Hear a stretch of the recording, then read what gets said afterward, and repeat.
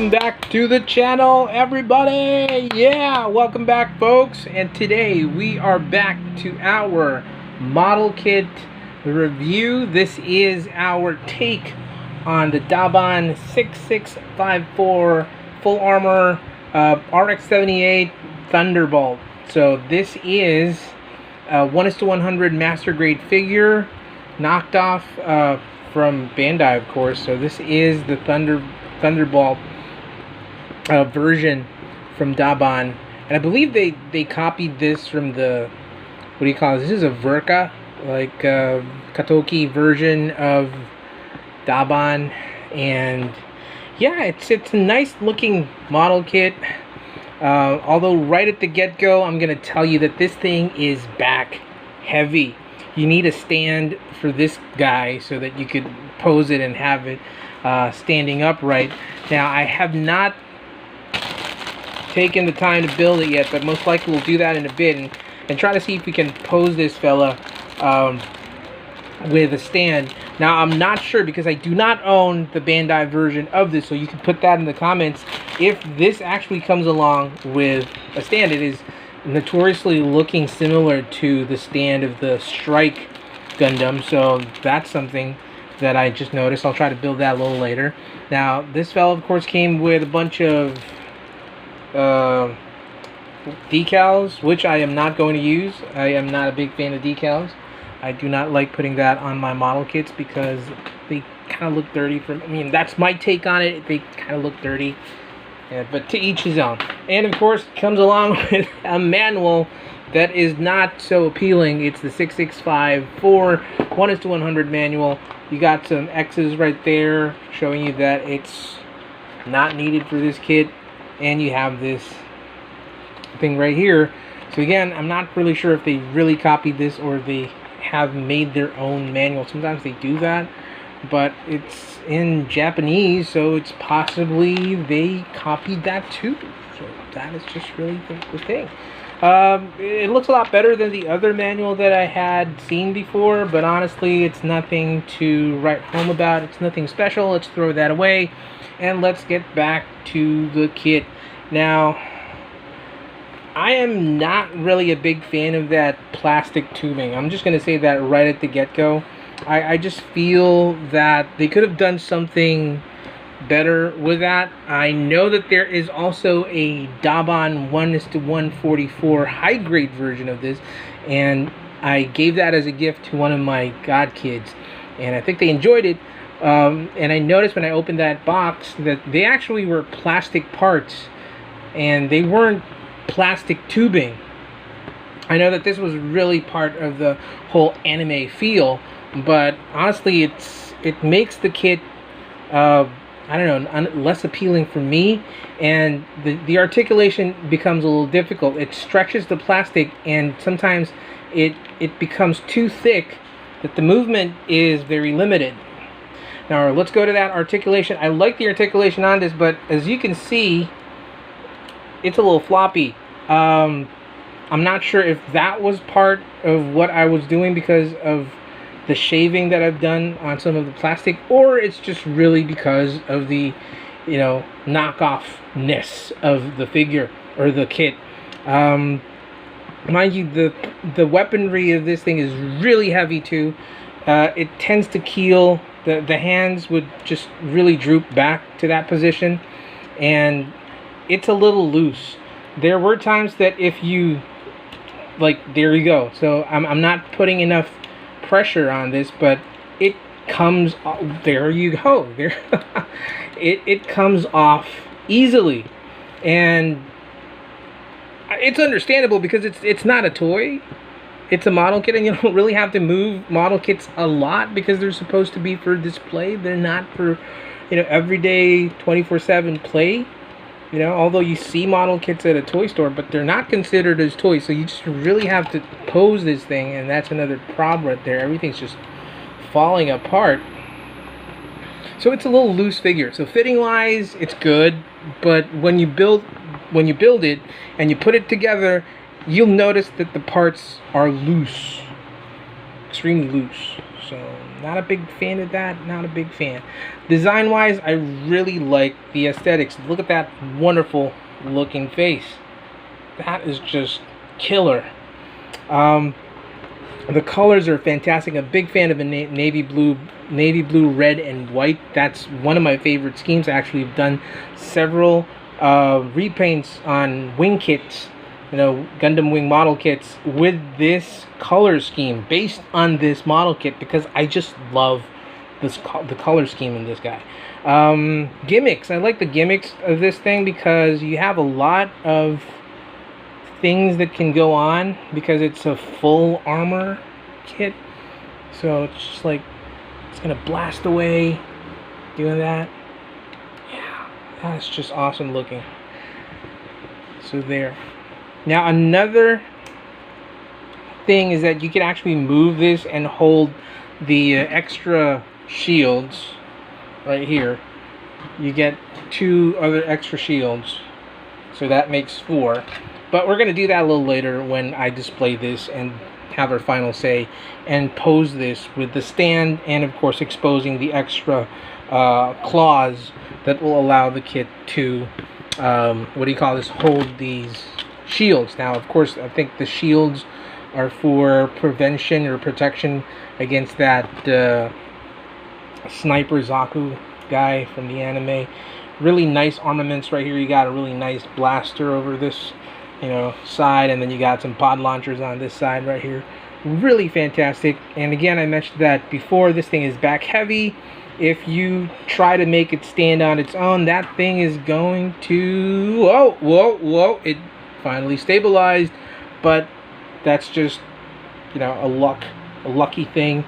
This thing can definitely fall if you're not careful. So that is pretty much it. We're gonna go straight to our size comparisons. We're gonna compare this to another full armor kit we just recently reviewed, and I just really think that it took homage to that, because the full armor 178 has pretty much the same features as the Thunderbolt. So maybe it's because they came along, you know, with the technology, and this was the first, and then this is the predecessor. I'm not really big you know, sure about how the lore is. You know, I just mostly like the Gundam's design, and I try to watch as much, but most likely a lot of you folks are more familiar with the lore. Transformers wise, that's pretty much the same for us. I'm really more into Transformers, and I'm just really more into that storyline. But Gundam wise, I just know enough, but most likely a lot of people know better. Anyway, I noticed that it has a similar setup with the dual blasters, you know, right here, dual cannons, and you also have this.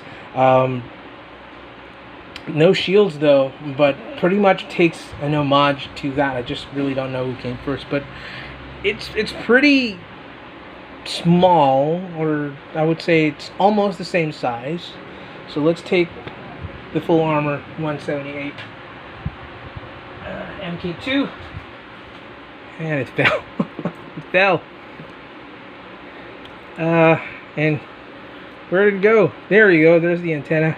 So this is the problem from the other model kit from the Daban. So the antenna just fell. And let's try to partner this fellow with this guy. Let's have a size comparison. They look great together, honestly. And again, looks a lot bigger and definitely chunkier, but slim and smaller. I would definitely say that, most likely because it's a Katoki version, Ver.Ka. I'm not sure. Maybe it's because of the design. Let's take this away. Let's have another figure, or kit. I always say figure because I'm used to that. Here is a very old Gundam Age normal, and you can see that this is smaller than this guy. Both are master grades. And finally, the figure that, or see, I say figure again. The kit that we always compare it to would be the original RX-78 Gundam. Very different, chunkier, beefier, a lot of armament, plain, classic, very nice. you know, you can't go wrong with the FA-78. So there you go. And we're going to, of course, since we're a Transformers channel and we just love doing model kits, we will have our guest star, our Transformers guest star. Give it up for Lord Galvatron. Yeah. Mighty Galvatron. Mighty Galvatron has graced us today, and you can see that they're pretty much the same size. So this guy is about a liter size of a Transformer. So there you go. Awesome, Mr. Lord Galvatron. And there you have it. So we're going to pause the video. I'll just have you guys take a gander at that beautiful, beautiful looking design right there. Awesome. You can't go wrong with anything that has two shields and a long double-barreled blaster. So we're going to take a pause really quick. We're going to build that stand and do our final say on this awesome looking knockoff again. Folks, we're back and we have finally placed our Gundam Thunderbolt. This is again the Daban 6654 full armor Thunderbolt, and it's now on an action stand. And I use a different action stand because the action stand that came along with this was this one. There you go. And when I tried it out, it was keeling forward, and I don't know if I was doing something wrong, but definitely this action stand was not cutting it, so I'm not going to use that anymore. So I had a spare action stand somewhere, and now I'm using this. So it's a lot better. Honestly, I like it now with this action pose, although I'm still feeling a little down with the heavy weapons. It can't really hold it. It really just droops down. There you go. So it's just like, there you go. So it's not sturdy enough. It's possible that we have to put some pledge or a little cement to make the joints a little thicker and make it stronger, and yeah, just a little touch up here and there. But it's a lot better seeing it in an action pose, honestly. And now we have exposed these extra, I don't really know what they're called, but they're more like extra arms to hold the shield.